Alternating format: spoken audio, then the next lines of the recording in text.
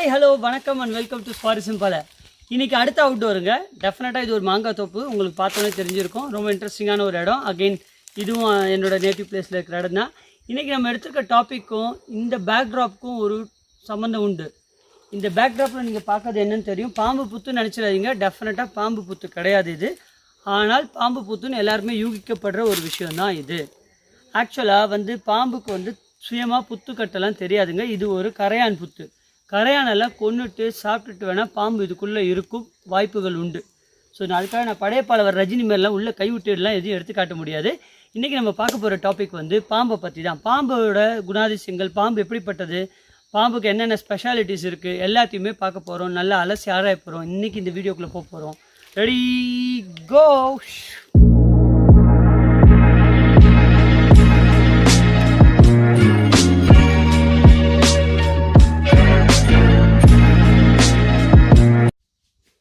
பாம்பு பார்த்தீங்கன்னா ஒரு ஊர்வன வகையை சார்ந்ததுங்க. அதாவது நம்ம இது ரெப்டைல்ஸ்ன்னு சொல்லுவாங்க இந்த ஃபேமிலியை. ஸோ ஊர்வன வகையை சார்ந்த பாம்புகளை பொறுத்த வரைக்கும் பார்த்தீங்கன்னா பாம்பு பொதுவாகவே கார்னிவோரஸ் டைப்பை சேர்ந்து. கார்னிவோரஸ்னால் இறைச்சிகளை மட்டுமே உண்ணக்கூடியது. இலை தலையெல்லாம் பாம்பு சாப்பிடாது.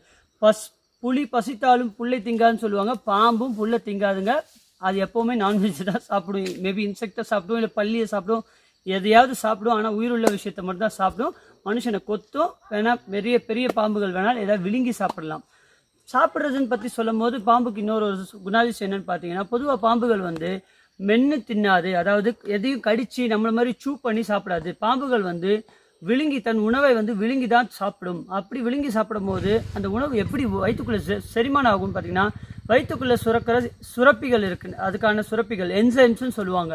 அந்த சுரப்பிகள் தான் அந்த உணவை போர்ஷனாக பகுதியாக பிச்சியோ இல்லை அதை அதோட தன்மையை இழக்க வச்சோ அந்த உணவை டைஜஸ்ட் பண்ணுறதுக்கு, செரிமானத்துக்கு ஹெல்ப் பண்ணுறது எல்லாமே பாம்போட உடம்புக்குள்ளே இருக்க என்சைம்ஸ் தான். ஸோ இன்னொரு முக்கியமான விஷயம் பாம்பை பற்றி சொல்லும் போது, உலகத்தில் மொத்தமாக கிட்டத்தட்ட ஒரு 3000 ஸ்பீசிஸ் ஆஃப் ஸ்னேக்ஸ் இருக்குது. அதாவது 3000 வகையான பாம்பு வெரைட்டிகள். அதாவது பாம்போட ஸ்பீசிஸ்ன்னு சொல்லும்போது எப்படி சொல்கிறேன்னா, எப்படி ஒரு ஃபேமிலி மாதிரி சொல்கிறாங்க. அந்த மாதிரி பாம்போட ஸ்பீசிஸும் 3000 வகையில் இருக்குது. இதில் பார்த்தீங்கன்னா கிட்டத்தட்ட ஒரு 700 வகையான ஸ்பீசிஸ் ஸ்னேக்ஸ் பார்த்தீங்கன்னா விஷத்தன்மை உடையது. பேலன்ஸ் எல்லாமே அவ்வளோ விஷத்தன்மை இல்லை. பாம்பை பற்றி சொல்லும் போது, அதுவும் விஷத்தன்மைன்னு சொல்லும் போது பாய்சனஸ் ஸ்னேக்குன்னு சொல்லுவாங்க. அது ராங்கான ஒரு கான்செப்ட். ஆக்சுவலாக வெனமஸ் ஸ்னேக்ஸ்ன்றது தான் ரைட். பாய்சனஸ் ஸ்னேக்ஸ் அப்படின்றது என்னென்னா, அது பார்த்தீங்கன்னா இன்ஜெஸ்டட் அப்படின்னு சொல்லக்கூடிய உணவால் எடுத்துக்கிட்டு, அதாவது ஃபுட்டு மூலமாக அவரை பாய்சனை வச்சு தான் அது பாய்சனஸ்ன்னு சொல்லுவாங்க. அந்த மாதிரி இருக்கிற பாம்புகள் மொத்தமே 2 வகை தான் இருக்குது. அதே சமயத்தில் இன்ஜெஸ்டட் இல்லாமல் இன்ஜெக்டட் ஸ்னேக்ஸ் தான் வெனமஸ் ஸ்னேக்ஸ்னு சொல்லுவாங்க. அதாவது தானாகவே உடம்புக்குள்ளே அதுக்கு விஷத்தன்மை இருக்கும். அது கொத்துற போது அதோட விஷம் நம்மளோட உடம்புக்குள்ளேயோ இல்லை அதோட எந்த இறைக்குள்ளேயோ கொத்துனா கூட அது மேலுமோ பாய்ச்சும் போது வரது தான் அந்த விஷம் பாயும் போது தான் அது உணவை எந்த ஒரு பிரேவையும் கொல்லுது. ஸோ அது இன்ஜெக்டட் ஸ்னேக், வெனமஸ் ஸ்னேக்ஸ்னு சொல்லுவாங்க. ஸோ பாம்பை பொறுத்த வரைக்கும் வெனமஸ் ஸ்னேக்ஸ் தான். பாய்சனஸ் ஸ்னேக்ஸ் சொல்லக்கூடாது. 2 தான் இருக்குது பாய்சனஸில். டன். அடுத்தது பார்த்தீங்கன்னா பாம்பை பொறுத்த வரைக்கும் அது எப்போவுமே தன்னோட இறையை கொத்தி அதை விஷத்தை பாய்ச்சி தான் சாப்பிடுன்னு நினைக்காதீங்க. பொதுவாக விழுங்கி தான் சாப்பிடும். ஒரு சில பாம்புகள், கோப்ரா, கிங் கோப்ரா மாதிரி ஒரு சில பாம்புகள் மட்டும்தான் தன்னோட இறையை கொத்தி அந்த விஷத்தை செலுத்தி அதுக்கப்புறம் அந்த கொன்று தான் மிழுங்கும். ஸோ ஒரு சில பாம்புகள் தான் அந்த மாதிரி சாப்பிடும். மற்ற எல்லாமே நார்மலாக கவ்வி மிழுங்கும் போது பாம்பு எந்த அளவுக்கு தன்னோட இறையை விழுங்க முடியும்.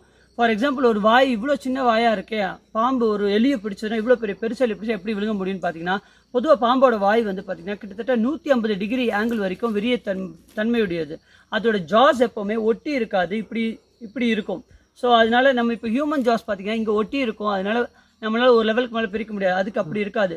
ஸோ இப்படி 150 டிகிரி வரைக்கும் அது விரிஞ்சி வாயை இது பண்ணி பெரிய உணவுகளை உள்ளே விழுங்கி சாப்பிட முடியும். அப்படி சாப்பிடும்போது அது சாப்பிட்றது பார்த்தீங்கன்னா இப்படி கவ்வி உள்ளே தள்ளி தான் உணவை செரிமானப்படும் பாம்போட இன்னொரு ஸ்பெஷாலிட்டி பார்த்தீங்கன்னா, பாம்பை பொறுத்த வரைக்கும் அதுக்கு நம்மளாம் சொல்கிறோம் இல்லையா, பாம்பு காது இல்லைன்னு. ஆக்சுவலாக பாம்புக்கு காது இருக்குது. எக்ஸ்டர்னல் இயர்ஸ் கிடையாதுங்க பாம்புக்கு, இன்டர்னல் இயர்ஸ் இருக்குது. ஆனால் பாம்பு எப்படி தன்னோட இரையையோ இல்லை மற்றதையோ இது பண்ணுது, சத்தத்தை வச்சு கேட்காதுங்க. அது தன்னோட நாக்கு பாம்பு நாக்கு நீட்டி இப்படி பண்ணுறது பார்த்துருப்பீங்க. அது காற்றுல அந்த கெமிக்கல்ஸு அந்த இதெல்லாம் வந்து அதோட நாக்கு மூலமாக சென்சார்ஸ் மாதிரி இருக்கும் அது நாக்கில், அதில் தான் அது டிடெக்ட் பண்ணும் தன்னோட இரைகள் எங்கே இருக்குது, அது எவ்வளோ தூரத்தில் இருக்குது, இல்லை எந்த மாதிரி ஸ்மெல் அப்படின்னு.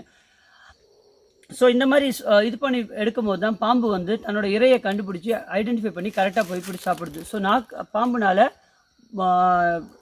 கேட்க முடியாது, அதே சமயத்தில் நாக்கை வச்சு அது எவ்வளோ தூரத்தில் இருக்குது. அதே மாதிரி ஹீட், பாம்பு வந்து ஒரு எப்படி சொல்கிறதுனா கோல்ட் பிளட்டட் ரெப்டைல், குளிர்ச்சி தன்மையுடைய ரத்தமுடைய ரெப்டைல் அது. அதனால தான் பார்த்தீங்கன்னா பொதுவாக பாறையோ இல்லை வந்து சூடான இடங்கள்லையோ தான் பாம்பு வந்து வெப்பநிலை அதிகமாக இருக்க இடங்கள தான் தேடி தேடி தங்கும். காரணம் என்னென்னா அதுக்கு வந்து எப்போவுமே உடம்புல வெப்பம் இருக்கணும். ரொம்ப குளிர்ச்சிச்சுன்னா பாம்பு வந்து குளிரான இடத்துலையோ ரொம்ப அதாவது என்ன குளிர் பிரதேசங்கள்லையோ இருக்காது. உலகத்திலேயே அண்டார்டிகா ரீஜனில் மட்டும்தான் பாம்பே கிடையாது, மற்ற எல்லா இடத்துலையுமே பாம்பு வந்து சூழ்ந்துருக்கு. அதுக்கப்புறம் பார்த்தீங்கன்னா இப்போ நான் சொன்னேன் இல்லையா, அந்த குளிர்ச்சி பாம்பு வந்து அந்த வெப்பத்தன்மையை வச்சு தன்னோட இரையை அந்த மாதிரியும் ஐடென்டிஃபை பண்ணும். ரொம்ப முக்கியமாக பாம்புக்கு வந்து முன்னாடி மூக்கு பக்கத்தில் பார்த்துருப்பீங்க 2 ஹோல் மாதிரி இருக்கும். ஆக்சுவலாக பாம்புக்கு வந்து காது தான் கிடையாது, இது வந்து கிட்டத்தட்ட ஒரு மூக்குன்னே சொல்லலாம். அதுவும் ஒரு வகையில் வந்து எப்படி சொல்கிறதுனா அதை டிடெக்ட் பண்ணுறது, இரையோ மற்ற விஷயத்தையோ டிடெக்ட் பண்ணுறதுக்கு அந்த இது யூஸ் ஆகுது, அந்த பர்டிகுலர் அந்த துவாரங்கள் யூஸ் ஆகுது ஒழிய அதுலேயும் பெரிய நறுமணத்தெல்லாம் வச்சு இது பண்ண, அது ஒரு கெமிக்கல் ரியாக்ஷன் மாதிரி, அது மூலமாக தான் அது கண்டுபிடிக்கும். அதுக்கப்புறம் வந்து முக்கியமாக இம்பார்ட்டண்ட்டாக பாம்பை பற்றி சொல்லும்போது, பாம்புகள் வந்து நான் சொன்னேன் இல்லையா 3000 வகையான பாம்புகள் இருக்குது, அதில் வந்து 700 வகையான பாம்புகள் வந்து விஷத்தன்மையுடைய பாம்புகள்னு. அதே மாதிரி உலகத்தில் வந்து 70% ஆஃப் பாம்புகள் வந்து பார்த்திங்கன்னா முட்டை இட்டு குஞ்சு பொறிக்கக்கூடியவை. பேலன்ஸ் ஒரு 30% ஆஃப் பாம்புகள் மட்டும் டைரெக்டாக குட்டி போட்டு குட்டியை ஈன்று எடுத்து இது பண்ணும், முட்டை வச்சு பொறிக்காது. ஏன் அப்படி முட்டை வச்சு பொறிக்காது, ஏன் அந்த 30% மட்டும் பார்த்தீங்கன்னா அது சில கோல்டு பிளேசஸில் இருக்காது. ஏன்னா அந்த மாதிரி கோல்டு பிளேசஸில் இருக்கும்போது அதனால அந்த எக் ஹேட்சிங்னு சொல்லுவாங்க இல்லையா, அந்த முட்டை பொறிக்கக்கூடிய தன்மைக்கு அந்த டெம்பரேச்சர் கிடைக்காதனால கோல்டு பிளேசஸில் வாழ்கிற பாம்புகள் வந்து குட்டியை ஈன்று தான் எடுக்கும். பொதுவாக பைத்தான் சொல்லக்கூடிய மலைப்பாம்புகளை பற்றி பார்த்துருப்பீங்க. மலைப்பாம்புகளை பொறுத்த வரைக்கும் என்ன சொல்லணும்னா, அது வந்து உணவை வந்து கொல்றது வந்து விஷத்தால் கொல்லாது, அதுக்கு பேசிக்காக விஷம் கிடையாது, விஷமற்ற பாம்பு. அது எப்படி கொல்லும் அப்படின்னு பார்த்தீங்கன்னா நெரிச்சு கொல்லும். அதாவது நெரிச்சு சஃபகேட் பண்ணி தான் தன்னோட இரையை கொன்று அதுக்கப்புறம் தான் அது விழுங்கியே சாப்பிடும். அந்த ப்ராசஸ்க்கு பேர் வந்து கன்ஸ்ட்ரக்ஷன் சொல்லுவாங்க. இது ஒன்று. ரெண்டாவது, பாம்புகளை வந்து பாம்புக்கிட்ட நீங்கள் போய் பார்த்து வெறித்து பார்க்கக்கூடிய போட்டி நடத்துனீங்கன்னா நிச்சயமாக நீங்கள் தோற்று போயிடுவீங்க. ஏன்னா பாம்பு வெறித்த மணிக்கு பார்க்க முடியும், பிகாஸ் அதுக்கு வந்து ஐலிட்ஸ்ன்னு சொல்லக்கூடிய இந்த கண் இமைகள் கிடையாது. அதுக்கு மேலே லைட்டாக ஒரு லேயர் ஆஃப் ஸ்கின் மாதிரி இருக்கும், அது வந்து டிரான்ஸ்பரண்ட் ஸ்கின் மாதிரி. அதுக்கு பேர் வந்து பார்த்திங்கன்னா பிரில்னு சொல்லுவாங்க. இது வந்து இன்செக்ட்ஸோ இல்லை மற்ற பூச்சிகளோ டஸ்ட்டோ ஏதோ ஒன்று வந்து தன்னோட கண்ணை தாக்காமல் இருக்கிறதுக்காக இருக்குது. மற்றபடி பாம்புகளுக்கு வந்து ஐலிட்ஸ் கிடையாது. அதே மாதிரி வந்து உலகத்திலேயே ரொம்ப விஷமான பாம்பு எதுன்னு பார்த்தீங்கன்னா 2 பாம்பை சொல்லலாம், குறிப்பிட்டு சொல்லலாம். பிளாக் மாம்பா அப்படின்னு சொல்லக்கூடிய பாம்பு வந்து இருக்கிறதுலே விஷமான பாம்பு, வேகமாக ஓடக்கூடிய பாம்பும் கூட. அது 20 km/h, அதாவது 20 கிலோமீட்டர் வேகத்தில் அது வந்து ஓடக்கூடிய பாம்பு பிளாக் மாம்பா. அது மட்டும் இல்லாமல் இது கூட ரொம்ப டஃப் ஃபைட்டு கொடுத்து ஒரு போட்டி கொடுத்து விஷமான இருக்க இன்னொரு பாம்பு பார்த்தீங்கன்னா இன்லேண்ட் டைப்பன்னு சொல்லுவாங்க. இந்த 2 பாம்போட விஷம் பார்த்தீங்கன்னா பயங்கர வீரியமானது. அதுலேயும் இந்த இன்லேண்ட் டைப்பன் பாம்போட விஷம் பார்த்தீங்கன்னா மொத்தமாக அதோட சாக்கில் இருக்க விஷம் பார்த்தீங்கன்னா 80 மனிதர்களை கொல்லக்கூடியது.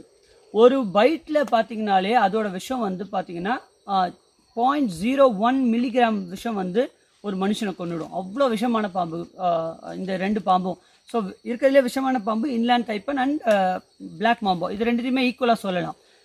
அதே மாதிரி பார்த்திங்கன்னா உலகத்திலே ரொம்ப லாங்கஸ்ட்டு பாம்பு, அதாவது ரொம்ப நீளமான பாம்புன்னு பார்த்திங்கன்னா அது வந்து பைத்தான் வகையை சார்ந்தது. அந்த வகையான பைத்தான் வகையை சார்ந்த அந்த பாம்பு பார்த்திங்கன்னா கிட்டத்தட்ட 30-33 அடி நீளம் வரைக்கும் கூட வாழும். அதே மாதிரி உலகத்திலே லாங்கஸ்ட்டு வெனமஸ் ஸ்னேக்குன்னு பார்த்தீங்கன்னா ஆச்சரியமே இல்லை, கிங் கோப்ரா தான். கிங் கோப்ராலாம் நீங்கள் டிவியில் மேபி பார்த்துருப்பீங்க. கிட்டத்தட்ட ஒரு ஹியூமனோட ஹைட் அளவுக்கு அப்படி நிற்கக்கூடிய அளவுக்கு அது சீர் எந்திரிக்கும். ஸோ ராஜநாகம்னு சொல்லப்படுற இந்த கிங் கோப்ரா வந்து இருக்கிறதுலே உலகத்திலே ரொம்ப லாங்கஸ்ட் வெனமஸ் ஸ்னேக்கு. அதே மாதிரி லாங்கஸ்ட்டு இன்னொரு செகண்ட் லாங்கஸ்ட் வெனமஸ் ஸ்னேக்குன்றது இந்த பிளாக் மாம்பா. ஆக்சுவலாக விஷத்தன்மையை கம்பேர் பண்ணும்போது ராஜநாகத்தை விட பிளாக் மாம்பாக்கு அதிகமான விஷம் உண்டு. அதே சமயத்தில் லாங்கஸ்ட்டு விஷமான ஸ்னேக்கில் பார்த்தீங்கன்னா பிளாக் மாம்பா வந்து ராஜநாகத்தை விட கொஞ்சம் நீளம் கம்மி. அதே மாதிரி உலகத்தில் ரொம்ப ஹெவியஸ்ட் ஸ்னேக்குன்னு பார்த்தீங்கன்னா அனகோண்டா. அதாவது இது வந்து லாங்கஸ்ட் இல்லை லார்ஜஸ்ட் ஸ்னேக் வந்து பார்த்தீங்கன்னா அனகோண்டா. அனகோண்டா பொறுத்தவரைக்கும் க்ரீன் அனகோண்டா பார்த்தீங்கன்னா கிட்டத்தட்ட 270 கிலோ வரைக்கும் ஒரு அனகோண்டா பாம்போட வெயிட்டு அதிகபட்சம் இருக்கக்கூடிய வாய்ப்புகள் இருக்குது. பாம்போட தன்மையை பொறுத்த வரைக்கும் அதுக்கு வந்து எப்போவுமே எப்படின்னா வளர்ந்துக்கிட்டே இருக்கக்கூடிய தன்மை, அதோட வாழ்நாள் பூரா வளரும். அதுக்காக வாழ்நாள் பூரா வளரும் அப்படின்னா அந்த பாம்பு எவ்வளோ நீளத்துக்கு வளரும்னு நினச்சிடாதீங்க. ஒவ்வொரு பாம்பும் தன்னோட உணவையும் அதோட ஸ்பீசிஸ் அதோட மரபு பொறுத்து அதோட வளரும் தன்மை நீண்டுக்கிட்டே வரும். அது சின்ன பாம்பாக இருந்ததுன்னா கொஞ்சமாக மில்லிமீட்டர் அளவில் வளரும். ரொம்ப பெரிய பாம்பாக இருந்தால் மேபி சென்டிமீட்டர் அளவில் வளர்ந்துட்டு வரலாம். ஆனால் அது என்றைக்குமே பாம்பு தன்னோட வாழ்நாள் ஃபுல்லாகவே வளர்ந்துட்டு தான் வரும், சுருங்காது. இல்லை ஒரு நேரத்தில் அதோட வளர்ச்சி வந்து நிற்காது. அதே மாதிரி பாம்பு தோல் உரிக்கிறதை பற்றி கேள்விப்பட்டிருப்பீங்க. பாம்பு வந்து ஒரு வருஷத்துக்கு எப்படி 3லேருந்து 6 முறை வந்து தோல் உரிச்சிடும். பொதுவாக இந்த பாம்புகளுக்கு வந்து லைஃப் டைம்னு பார்த்தீங்கன்னா 4 வருஷத்துலேருந்து 25 வருஷம் வரைக்கும் கூட வாழக்கூடிய பாம்புகள் உண்டு. பாம்பு பொறுத்த வரைக்கும் அது எப்போவுமே வந்து தூங்காது அப்படின்னு நினச்சிட்டு இருக்காதிங்க. ஆக்சுவலாக பாம்பு தூங்கும், ஆனால் கண்ணை முழிச்சு வச்சு தான் தூங்கும். நான் சொன்ன மாதிரி ஐலிட்ஸ் இல்லை, அதனால் பாம்பு எப்போவுமே தூங்குனா கூட அது முழிச்சிட்டு இருக்க மாதிரி தான் இருக்கும்.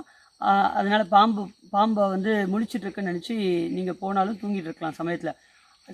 ரொம்ப முக்கியமாக பாம்பு வந்து எப்போவுமே மனுஷங்களை மாதிரியோ இல்லை மற்ற விலங்கு மாதிரியோ பசித்தால் மட்டும்தான் இரையை வந்து உண்ணும். இல்லைன்னா நீங்கள் பக்கத்தில் போனாலும் சீண்டாது. அதே சமயத்தில் கொத்துது அப்படின்னு சொல்லக்கூடிய நல்ல பாம்போ இல்லை ராஜநாகமோ இதெல்லாம் வந்து எப்போவுமே முதல் பைட்டில் வந்து பாம்பு வந்து வார்னிங் பைட் தான் பண்ணும். அதாவது எச்சரிக்கை கொடுக்கும் கொத்துற மாதிரி. அந்த மாதிரி கொத்துற தன்மையில் அது வந்து விஷத்தை வெளியிடாது. ஏன் விஷத்தை வெளியிடாது அப்படின்னு பார்த்தீங்கன்னா அது வீணாக தன்னோட விஷத்தை வந்து வேஸ்ட் பண்ணுறத பாம்பு வந்து விரும்பாது. அதனால முதல் வார்னிங் பைட் எப்போவுமே விஷம் இல்லாமல் அப்படி பண்ணி தான் எடுக்கும். அதையும் தாண்டி நம்ம ரொம்ப வீர சாகசெல்லாம் காட்டணும்னு முயற்சி பண்ணோன்னா வாங்கி கட்டிப்போம் நிச்சயமாக. பாம்புங்களை பொறுத்த வரைக்கும் பார்த்தீங்கன்னா எப்போ இருந்து பாம்புகள் இனங்கள் வந்து இருக்குது அப்படின்னு வரலாறுல பார்த்தீங்கன்னா கிட்டத்தட்ட டைனோசர்ஸ் வந்து உலகை சுற்றி வந்து கொண்டிருந்த காலகட்டத்திலேருந்தே, அதாவது டைனோசர் இருந்த காலகட்டத்திலேருந்தே பாம்புகள் வந்து உலகத்தில் இருந்ததுக்கான அத்தாட்சிகள் இருக்குது. ஒரு ஓல்டஸ்ட்டு ஸ்னேக்கோட ஃபாசில், அது கிட்டத்தட்ட பெரிய ஸ்னேக்குன்னு கூட சொல்லலாம், படிமம் சொல்லுவோம் ஃபாசிலில். ஸோ ஓல்டஸ்ட் ஃபாசில் பார்த்தீங்கன்னா கிட்டத்தட்ட ஒரு 6 கோடி வருடங்களுக்கு முன்னாடி இருந்த ஒரு பெரிய பாம்பு. அதை வந்து எப்படி சொல்கிறாங்க அந்த ஃபாசில் அப்படின்னா டைட்டானோபோவா அப்படின்னு சொல்லி அழைக்கிறார்கள். இந்த பாம்போட ஃபாசில் பார்த்தீங்கன்னா கிட்டத்தட்ட 50 அடி நீளத்துக்கு உள்ள பெரிய ஒரு ஃபாசில், அதாவது அதோட படிமம் வந்து கிடச்சிருக்கு. அதே மாதிரி வந்து பாம்பு பொறுத்த வரைக்கும் கடல் பாம்பும் இருக்குது, தரையில் ஓடுற பாம்புகள் இருக்குது. கடல் பாம்புகள் வந்து பார்த்திங்கன்னா அதோட ஸ்கின்னு மூலமாகவே கூட அது ப்ரீத் பண்ண முடியும். அது வந்து எந்த வகையில் அதுக்கு ஹெல்ப் பண்ணும் அப்படின்னு பார்த்தீங்கன்னா ரொம்ப ஆழ்கடலில் போகும்போது டீப் டைவிங்னு சொல்லுவாங்க. டீப் டைவிங் மாதிரி ஆழ்கடலில் போகும்போது ப்ரீத் பண்ணுறதுக்கு அதோட ஸ்கின்னையே அது யூஸ் பண்ணுது. அது மட்டும் இல்லை, நீங்கள் சில நேரத்தில் பார்த்துருப்பீங்க கடல் பாம்புகளோட வால்கள் வந்து தட்டையாக இருக்கும். அது வந்து எதுக்காக அப்படின்னா அது தட்டையாக இருக்கும் போது அதுக்கு வந்து நீந்துறதுக்கு ரொம்ப ஹெல்ப்ஃபுல்லாக இருக்கும்.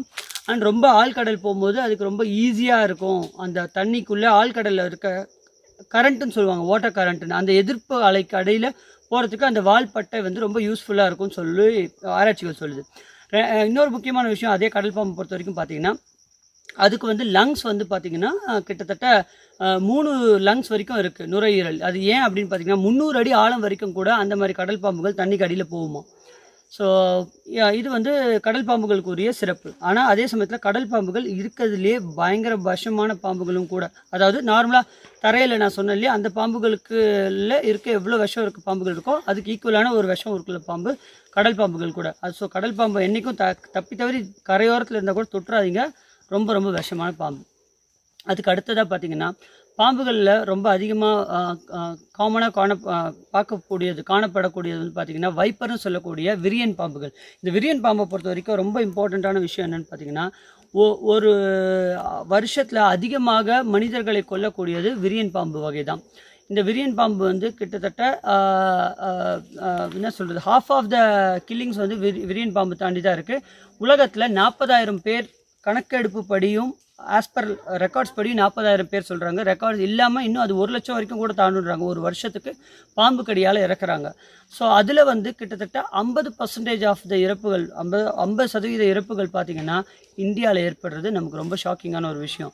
அதே சமயத்தில் உலகத்திலே ரொம்ப அதிகமாக பாம்பு கடியில் தான் சாகுறாங்களா அப்படின்னு பார்த்திங்கன்னா பாம்பு கடியை விட அதிகமாக பீஸ்ன்னு சொல்லக்கூடிய தேனீக்கையோட கடியில் தான் உலகத்தில் வந்து அதிகமான பேர்கள் மனிதர்கள் இறக்கிறார்கள். Comparing to the snake bites, பாம்பு கடியோட கம்பேர் பண்ணும்போது தேனீகள் கொட்டி இறப்பவர்கள் அதிகம் உலகத்தில் ஒவ்வொரு ஆண்டும். அண்ட் ரெண்டாவது விஷயம், இன்னொரு முக்கியமான விஷயம், பாம்பு பொறுத்த வரைக்கும் பார்த்திங்கன்னா இந்த வைப்பர் ஸ்னேக் சொல்லும் போது அதில் ஒரு வகையான வைப்பர் ஸ்னேக் இருக்குது, அதை வந்து ரேட்டில் ஸ்னேக்குன்னு சொல்லுவாங்க. அதோட வால் முனையில் பார்த்திங்கன்னா ஒரு மாதிரி நம்ம இந்த குழந்தைகளுக்கெலாம் காட்டுற கிளுகிழுப்பு மாதிரி இருக்கும். அதுக்குள்ளே 2 மணியை போட்டுவிட்ட மாதிரி கிட்டுன்னு ஆட்டிகிட்டு இருக்கும். அது வந்து பார்த்திங்கன்னா ஒரு சத்தத்தை எழுப்பி அதை வந்து இறைன்னு நினச்சி பிடிக்க வர குட்டி குட்டி இறைகளையோ இல்லை குட்டி விலங்குகளையோ அது வந்து கவ்வி பிடிக்கிறதுக்காக தான் அந்த வாலை வந்து இது பண்ணும். அந்த ரேட்டில்னு சொல்லக்கூடிய அந்த இது அந்த பர்டிகுலர் கிளுகிழுப்பு மாதிரி இருக்கிறது இது எதால் செய்யப்பட்டது, எதால் ஆனதுன்னு பார்த்திங்கன்னா கெராட்டின் அப்படின்னு சொல்லக்கூடிய, அதாவது நம்ம நெகம்லாம் இருக்கு இல்லையா, நம்ம நெகம் மாதிரி பாம்புகளுக்கும் கெராட்டின்ற அந்த பர்டிகுலர் சப்ஸ்டன்ஸில் தான் அந்த கிளுகிழுப்பு மாதிரியான வால் பகுதி அமைஞ்சிருக்கு. ஸோ அதனால தான் அது அவ்வளோ சவுண்டாக ஆடியபுளாகவும் இருக்கும், மற்ற விலங்குகளுக்கு எவ்வளோ தூரத்தில் இருந்தாலும் கேட்கக்கூடியது. ஆடியபுள் அப்படின்னு சொல்லும்போது இன்னொரு விஷயம் வந்து பாம்பாட்டிகள் வந்து பாம்புக்கு வந்து மகுடி ஊதி பாம்பு வர வைக்கிறத பார்த்துருப்பீங்க, அதாவது பாம்பு ஆடுறது மாதிரி பார்த்துருப்பீங்க. பொதுவாக பாம்புக்கு நான் சொன்னேன் இல்லையா, காதுகள் இன்டர்னல் இயர்ஸ் இருக்குது, எக்ஸ்டர்னல் இயர்ஸ் கிடையாது, பாம்பு காது கேட்காது. அப்போ எப்படி இந்த பாம்பு வந்து இப்படி ஆடுதுன்னு கேட்டிங்கன்னா, மகுடி ஊதும் போது அவர் அந்த மகுடியை வந்து பாம்பாட்டி வந்து எந்த அளவுக்குலாம் அந்த ஸ்னேக் சாமர் வந்து ஷேக் பண்ணுறாரோ அதை தான் அந்த பாம்பு வந்து ஃபாலோ பண்ணும். அதே சமயத்தில் சில நேரத்தில் வந்து நீங்கள் உங்களுக்கு ஒரு டவுட் வரலாம், இந்த ஸ்னேக்ஸ் எல்லாம் வந்து சாமர் நீங்கள் சொல்கிறீங்க பாம்புக்கு முன்னாடி ஊதுறாரு இது வருது, சில இடத்துல வந்து பாம்பாட்டிகள் வந்து அதை ஊதி வந்து பாம்பு வருதே அப்படின்னு. ஆக்சுவலாக அதில் வந்து மறைஞ்சிருக்க ஒரு உண்மை என்னன்னு பார்த்தீங்கன்னா, ஒரு வகையான வாசனை திரவியத்தை உள்ளே வச்சு தான் அவங்க அதை ஊதுவாங்க. அப்படி ஊதும் போது காற்றுல வர அந்த வாசனை திரவியத்தில் பாம்புகள், நான் சொன்னேன் இல்லையா, தன்னோட நாக்கால் தூரத்தில் இருக்க இரைகளை வந்து எப்படி அட்ராக்ட் பண்ணுமோ அந்த மாதிரி அதுக்கு பிடித்தமான அந்த வாசம் வந்து வரும்போது அதை வந்து தன்னோட நாக்கால் கண்டுபிடிக்கிறனால தான் பாம்புகள் வந்து அவர் எங்கே ஊதிட்டு இருக்கிறாரோ அந்த இடத்த தேடி வரும். இது வந்து பாம்பாட்டிகளுக்கு மட்டுமே தெரிஞ்ச விஷயம். பாம்பாட்டிங்களை யாரையா கேட்டிங்கன்னா சொல்லுவாங்க. அண்டு ஸ்னேக்ஸை பொறுத்த வரைக்கும் இன்னொரு முக்கியமான விஷயம் என்னென்னு பார்த்தீங்கன்னா, நிறைய மித்ஸ் எல்லாம் இருக்குது. அதாவது வந்து கொம்பேரி முக்கன்னு ஒரு வகையான பாம்பு இருக்குது. அது வந்து யாரையாவது கொண்டுட்டா அவங்கள வந்து கொண்டு போய் சுடுகாட்டில் எரிக்கிற வரைக்கும் வந்து நின்று பார்க்குமா அப்படின்னு ஒரு மித்து இருக்குது. பாம்பு பால் குடிக்கும், நான் காமிச்சேன் இல்லையா, புத்து கட்டும், அதெல்லாம் கிடையாதுங்க.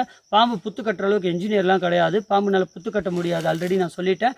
அதே மாதிரி பால் குடிக்கிறது, முட்டை சாப்பிட்றது, முட்டை வேணால் மிழுங்கி அப்படியே ஒன்றா சாப்பிடுமே ஒழிய, இறைகள் பறவையோட கூட்டுக்குள்ளே இருக்க முட்டைகளை வேணால் விழுங்குமே ஒழிய அது வந்து உடச்சி ஊற்றுனா அது போய் முட்டையை எடுத்து சாப்பிட்ற அளவுக்குலாம் பாம்பு கிடையாதுங்க. அதே மாதிரி பால் குடிக்காது, அதுவும் மித்து.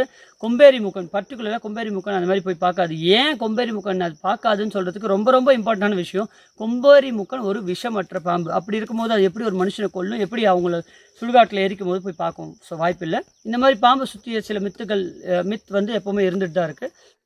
பொதுவாக பாம்புகளை பொறுத்த வரைக்கும் அதை ஐடென்டிஃபை பண்ணுறது ரொம்ப கஷ்டம். அதாவது எப்படி சொல்கிறதுனா, சில பாம்புகள் வந்து 2 பாம்புகள் ஒரே மாதிரி இருக்கும், ஐடென்டிஃபை பண்ணுறது ரொம்ப கஷ்டம். அதாவது ஃபார் எக்ஸாம்பிள் நல்ல பாம்பையும் சார பாம்பையும் எடுத்துக்கிட்டிங்கன்னா அது எப்படி ஐடென்டிஃபை பண்ணுறது நிறைய பேருக்கு தெரியாது. நேற்று கூட என் நண்பர் ஒருத்தர்கிட்ட, உயிர் நண்பர் ஒருத்தர் இருக்கார், அவர்கிட்ட பேசிட்டு இருக்கும்போது சொன்னார், 3 பாம்பு கிட்டத்தட்ட இந்த ரீசெண்ட் டைம்ஸில் அவர் வீட்டு வாசலில் வந்துருச்சு, அதில் வந்து 3த்தையும் கொண்டுட்டான், அதில் 1 விஷப்பாம்புன்னு நினைக்கிறேன், நல்ல பாம்புன்னு நினைக்கிறேன்னு சொன்னார். அவரால் ஐடென்டிஃபை பண்ண முடியல.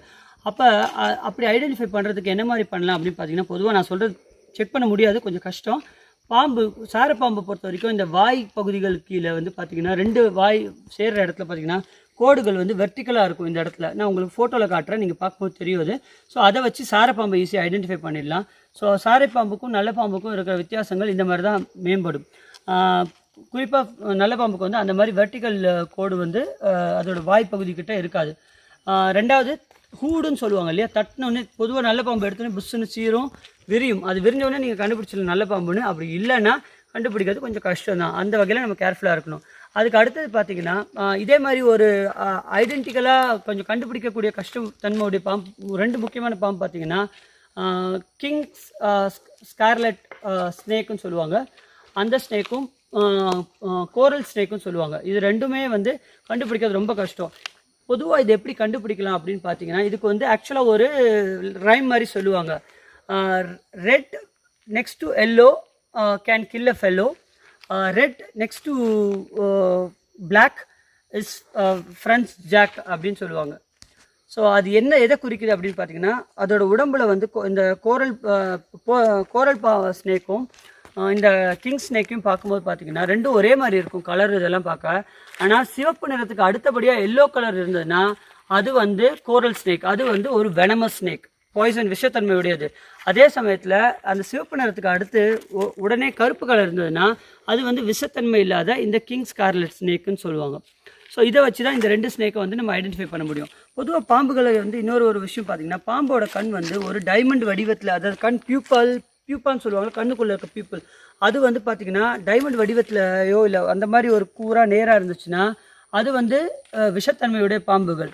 அதே வந்து விஷத்தன்மை இல்லாத பாம்புகள் நிறையா இதுக்கு பார்த்திங்கன்னா, நம்மளை ஹியூமன் கண் எப்படி இருக்கோ அந்த மாதிரி அந்த கண்வெளி வந்து பார்த்திங்கன்னா ரவுண்டாக இருக்கும். டைமண்ட் ஷேப்லேயோ அந்த மாதிரி கூர் ஷேப்பில் இருக்க பாம்புகள் வந்து விஷத்தன்மையுடைய பாம்புகள். இதுவும் பாம்பு விஷத்தன்மையாக இல்லையான்றதை ஐடென்டிஃபை பண்ணுறதுக்கு இன்னொரு ட்ரிக். பைத்தான்னு சொல்லக்கூடிய நம்ம மலைப்பாம்புகளுக்கும் அப்புறம் போவான்னு சொல்லக்கூடிய ஒரு வகையான பாம்புகளுக்கும் வெஸ்டிகல் லெக்ஸ்ன்னு கால்கள் இருக்கிறதா வந்து ஆராய்ச்சிகள் கூறுது. ஒரு சில நேரத்தில் அதை வந்து ப்ரூவ் பண்ணி ஃபோட்டோவும் எடுத்திருக்காங்க. நான் உங்களுக்கு அதையும் ஒரு ஃபோட்டோவில் காமிக்கிறேன். இது வந்து தியரி ஆஃப் எவல்யூஷன், நம்ம சொன்னோம் இல்லையா, டார்வின்ஸ் தியரி, அந்த மாதிரி தியரியில் இதையும் சொல்லியிருக்காங்க. அதாவது லிசர்ட்ஸ் மாதிரி ஒரு இதில் இருந்து ஊர்வன வகைகள் இருந்து தான் வந்தது தான் பாம்பும் அப்படின்னு சொல்கிறதுக்கு தான் அது.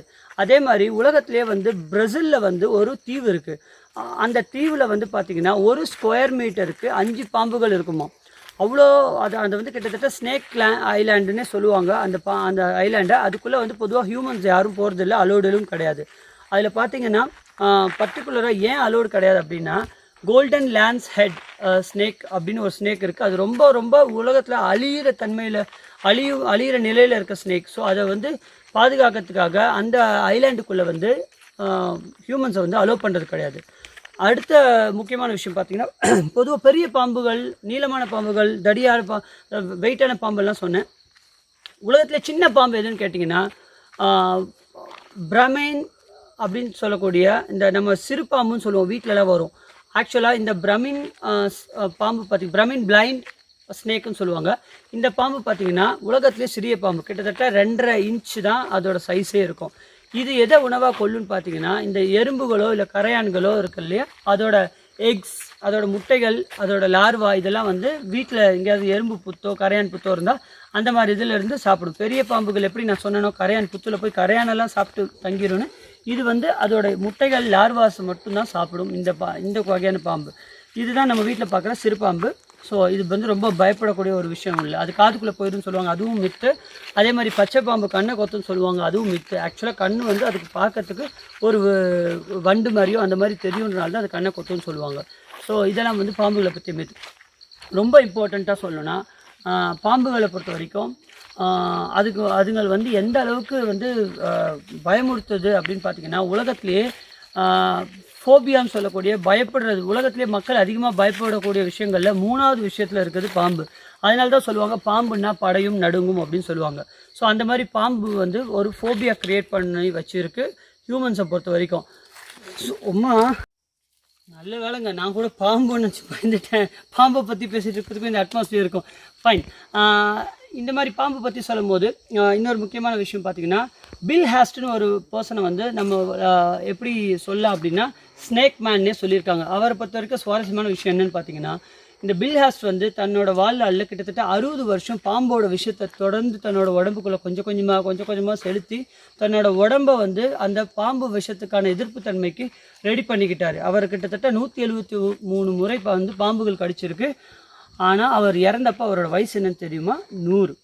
ஸோ அவர் அவ்வளோ லாங் லைஃப் வாழ்ந்தவர். பாம்போட விஷமே தாங்க பாம்பு விஷத்தை முறிக்கிறதுக்கான மருந்துக்கும் எடுத்துக்கொள்ளப்படுது. அதை ஆராய்ச்சிகள் செஞ்சு அதெல்லாம் பாம்போட விஷத்தை வச்சா விஷத்தை எடுப்பாங்க. அதனால தான் விஷத்தால் முறிக்கணும்னு பழமொழிகளும் சொல்லுவாங்க. அண்டு பாம்பு வந்து பொதுவாக நீங்கள் அதோட தலையை வெட்டிட்டு போட்டிங்கன்னா, சில விஷமான பாம்புகள் எப்படின்னா சில மணி நேரங்களுக்கு அந்த தலையை வந்து கடிக்கக்கூடிய தன்மையோடு இருக்கும். அதில் கொஞ்சம் உயிர் இருக்கும். மறந்து கூட தப்பி தவிர நீங்கள் காலை வச்சுட்டிங்கன்னா நார்மலாக கடிக்கிற விஷத்தை விட அந்த மாதிரி நேரத்தில் கடியில் ஏற்படுற விஷம் வந்து ரொம்ப அதிக வீரியமாகவே இருக்குமா. அவ்வளோ விஷத்தை வெளிப்படுத்துமா பாம்பு தலையை வெட்டி போட்டாலும். ஸோ எங்கேயாவது பாம்பு தலை வெட்டி போட்டிருந்தால் தயவுசெய்து பார்த்து கேர்ஃபுல். அண்டு பாம்பு பொறுத்த வரைக்கும் ரொம்ப லாஸ்ட் இம்பார்ட்டண்ட் இன்ஃபர்மேஷன் என்னென்னு பார்த்தீங்கன்னா, இந்த பாம்புகள் வந்து கூட்டமாக வாழ்கிறது வந்து பார்த்திங்கன்னா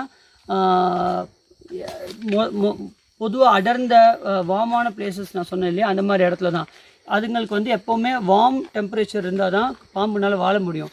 ஒரு பாம்பு எவ்வளோ தூரம் எப்படி டைஜஸ்ட் பண்ண முடியும்னு பார்த்தீங்கன்னா, அது வந்து எவ்வளோக்கு எவ்வளோ இரையை வந்து ஃபாஸ்ட்டாக சாப்பிட முடியும்னா, அதுக்கு உடம்பு எவ்வளோ வார்மாக இருக்கோ அதை வச்சு தான் அதோட இரை வந்து அது வேகமாக செரிமானம் செய்ய முடியும்.